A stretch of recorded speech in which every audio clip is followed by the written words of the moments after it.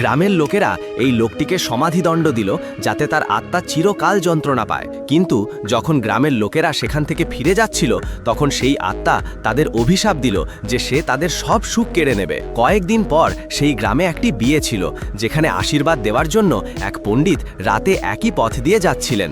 তখন তার টয়লেটের প্রয়োজন হয় এবং তিনি গিয়ে সেই সমাধির ওপরেই হালকা হয়ে নেন। কিন্তু ফেরার সময় তার পায়ে একটি কাঁটা বিঁধে যায়, যার ফলে কয়েক ফোঁটা রক্ত সমাধির ওপর পড়ে যায়। এতে হঠাৎই সেই নিষ্ঠুর মানুষের আত্মা পণ্ডিতের শরীরে প্রবেশ করে। সঙ্গে সঙ্গে তিনি মোটরসাইকেল উড়িয়ে বিয়ের অনুষ্ঠানে পৌঁছে যান।